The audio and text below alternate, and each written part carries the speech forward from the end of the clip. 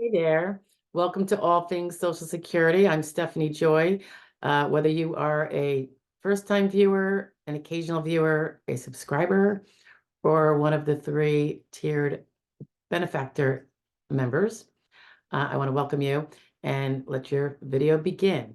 Remember, if you haven't checked out the memberships, it might be something up your alley because it gives you an opportunity for a little more Social Security disability attorney attention if you need it, but don't have representation and don't want to do a full-fledged consultation.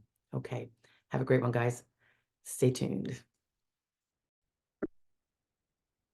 A little ditty about back benefits, guys.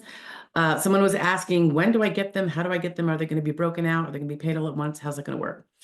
So it depends on whether you are an SSI beneficiary, if that's what you prevailed on, or a Social Security disability beneficiary with a little caveat in there. Social Security disability, you're going to get it generally in one big back lump sum because there is no reason to protect you from a big back lump sum as there might be with SSI.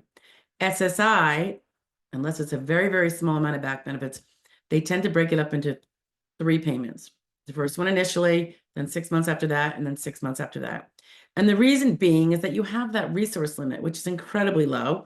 As you know, it's like $2,000 for a single person and $3,000 for a married couple. So if you had some notable back benefits, if you receive them all at once, it might be hard to wisely spend them down.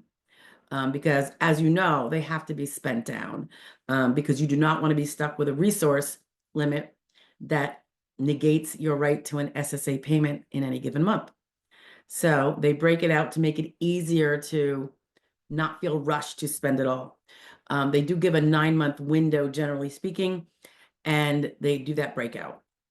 If you have a need for all of the SSI back benefits right away, this is not uncommon. It could be you have a credit card that's just like killing you with interest, or you borrowed from friends or family and you need to pay them back.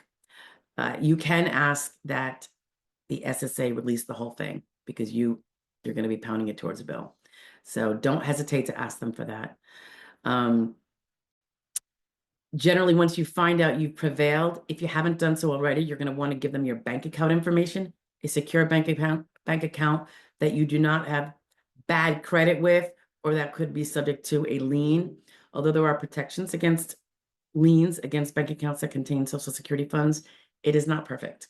So it A, would only protect part of it, and B, sometimes there's glitches and bank workers perhaps don't press the right button, and there you go, the account could be frozen. So I would just caution you against using a bank account you don't feel very secure in. A lot of times it's because somebody, when you're disabled and can't work, you do get some bad credit oftentimes if you don't have, say, a working spouse who can pull the weight for both of you. So the bank accounts can be a concern. If you don't have a bank account that can handle the monies, whether it's SSD or SSI, then you can get the SSA's approved debit card that they offer. I think it's probably still Direct Express. I'm trying to think what my mom has hers on. So contact them about that. You can get your monthly benefits put on the card and not into a bank account that might otherwise be subject to liens, other accidental or appropriate, depending. So sometimes that debit card is a little safer if we've had some financial difficulties during the months or years leading up to the award. Okay, so back benefits, SSD, you're going to get them all. And SSI, it is generally going to be broken up into 3s unless you ask for it to not be. One thing to know about SSD, before they figure out what your back benefits are, I mean, they do the calculations of what the gross amount you would be due is. They also do all those checks for any kind of federal debts you might have. That could be, it could be back taxes, I suppose. It could be back alimony, child support. Those are things that are excluded from you can't garnish Social Security. For those things you can. Yeah, and if you received SSI and OSSI back because now you got the SSD for the same months, they will take that out of the SSD too, because you already got it in the SSI, usually just a few weeks prior, because they're all decided at the same time or in the same time period after that disability medical finding has been made. Okay, so back benefits. If it's SSI, I really, really do urge people to think and plan for how you're going to use those back benefits, because there are good ways to use them that are going to make your life easier and nicer in the future and leave more money monthly in your pocket for your current needs. And there's just ways of blowing it because you have to spend it down. There are smart ways to spend it down that are going to help you later. And there are kind of feckless, frivolous ways to spend it down. So give it some thought before you make a trigger happy expenditure. All right. Because you can really do a lot of good for yourself, particularly if it's of great magnitude. But even if it's not, there are still smarter ways to spend it down than to, I don't know, go gambling perhaps. All right. I'll talk to you guys later. Have a good one. Hey, so if the subject matter of the video you just listened to is of interest and you want more on it, stay tuned. Here's another one about the same topic, but a little bit different. Bye now. Good evening. You might be seeing this in the morning, but it is evening. Stephanie Joy here. And guys, I am just looking at an email I received from the SSA, and this concerns new rules that have come out with regard to SSI installments of retroactive back benefits. So for many of you who haven't gotten SSI yet, what you might know or not know is when you prevail, if they owe you, as they typically do, some sort of back benefit amount. It's very common to have back benefits. The back benefits would be the amount from the date you, at best, it would be the amount, the month of payments since you applied. And that would be the best result because it can never be before you applied. And feel free to look at the videos on protective filing for a way to affect what your application date is.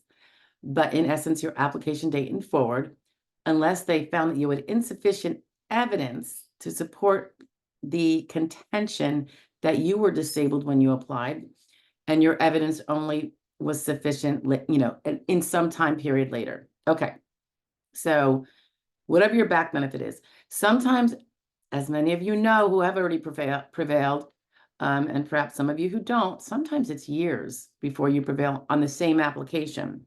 So when you prevail, you could have, 4 or 5 years of some people of SSI back benefits when it finally pans out in the wash, whether it's through an ALJ, or maybe you were denied at ALJ, went to appeals council, got remanded back to the ALJ, and finally another hearing, and now you're 4 years later.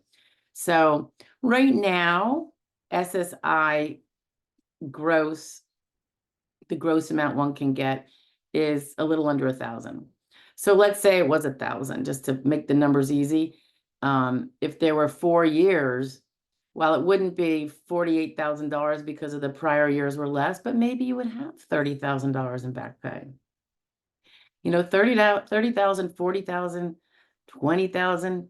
Sometimes those back amounts, and this is an aside here, aside from what we're talking about in terms of the news here, but that back benefit can, if used wisely, and SSI, poor individual could use that for a down payment on a tiny little, not expensive house. I see people do it in very nice mobile park homes.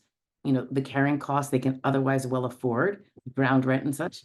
I've seen them buy tiny pieces of property in not expensive areas in the country when they decide they're able to make that change and, the mental change of getting out there. So the back benefits can be really, really important. And there are, of course, still always going to be rules about your resources. So there are rules about the back benefits. But the issue of the day was, historically, they give you the back benefits in 3 installments. The first installment is 1/3 or something like that. The second installment is 6 months later, and the third installment would be 6 months after that. So in about a year, you get all of your back benefits. And that was to make sure you didn't end up keeping it too long, because then you would be kicked out of the SSI program due to your resources by saving it, right? Unless you put it in a house or in a car, things that you can have one of if you live in the house and you need the car. So they're probably getting a ton of people saying, listen, I really need it. Sometimes people need it because they've borrowed money from family to get by. They've had a roof put over their head with the understanding that that was a loan and they're going to pay it back. Sometimes maybe they use credit cards. It could be one of a million things. So my suspicion is SSI has gotten so many requests for, can you release it all now? Because you could. You could request that they release it all now. We've done it many times, or assisted clients in doing that. But you had to always give reasons, and you had to apparently substantiate those reasons. Now, I have to say, I don't recall us ever having to substantiate much, but I don't know. But apparently that is the rule, documentary proof of the reason. I suppose that could be a back bill, or it could be, I don't know, if you say I want to go buy this bungalow, or this cottage, or this, manufactured home so I can live in this park, with other manufactured homes, which I think is a really good idea. Whether it would be an affidavit that would be sufficient evidence of your statement under oath or 795, that's unclear. But now, and I'll go into it right now. This is transmittal number 35 to the POMS SI02101. It changes the key element in the release of back pay, which would be underpayments, right? When you're owed back pay, that means you've been underpaid to claimants. It will affect the release of large underpayments to adults and to children. And they mentioned dedicated accounts for the kids, but that's not really the issue I'm talking about. The key change is that the reason a recipient needs more, documentation of the reason a recipient needs more than the standard installment, that 111 installment over the course of a year, is no longer required. So the documentation of the reason is no longer required, and the need for more than the standard installment can be alleged and approved without evidence, and that's in quotes. It is pointed out that this does not change the installment process or amounts or criteria, only that the documentation or verification of the reasons for needing more than the scheduled installment is no longer required. That's pretty big. I mean, you're going to have your reason. And if you just say, I just want to stick it under my mattress, that would not be the reason you were going to say, okay? It's going to have to be a reason, because again, the reason for the installment rule is to protect SSI beneficiaries from losing their SSI shortly down the road when they have too many resources. As it now stands, you get a certain amount of time in which to spend those installments. It's not like you get an installment and then you have to have it gone the next day. So they already have, exceptional periods of time in which to spend down your back pay. And I'm always urging people to think smartly about how you're going to spend down that back pay, because you could really do something to change your financial future for the rest of your life, particularly if you're going to be on SSI or possibly even eventually Social Security, because you can use that to pay down a bill that will pay you back forever, such as paying down a mortgage, for instance. That's my favorite. Otherwise, you pay down that mortgage, now you no longer have a mortgage, so your $943 a month is going to go to other things, as opposed to, well, I have a $700 mortgage. If you don't have a house, I've known of people who have taken big back benefits like that and used it as a down. Now it can be a little tricky. You might need a cosigner, possibly, but possibly not, depending on how much your down is. You have rather secure income, even though it's not very high. So, and it could be jointly buying something with somebody, where here you've got your little nest of money to put towards it, and now you have two people are owning a house. Anyway, that's a whole nother can of worms, but owning your own little place, if the carrying costs are doable under your SSI incomes, can be really, really a valuable way to spend it. Okay, so that's it on that, guys. I'm going to also, they have the whole details of the new rule, and I will post that up here as soon as I get a chance. All right. So anyway, it's good for SSI people. If you're waiting to get that SSI and you really were kind of concerned that you're going to have to go through this installment period, you don't have to. If you've got a semi-good reason for needing it because you need it to buy something or to pay that bill or to pay back that debt. All of those are good reasons. And all of those will, be a spend down that's just fine. All right. Always keep receipts of your spend downs. If you're paying back that loan, get a receipt. Do it with a check. So when the check is cashed, and in the little memo part, you put, payback of loan. Keep everything documented so that they never, get an inkling to make sure you don't have those resources sitting around under your mattress, with any other savings you can disprove. Okay. Ciao, guys. Later.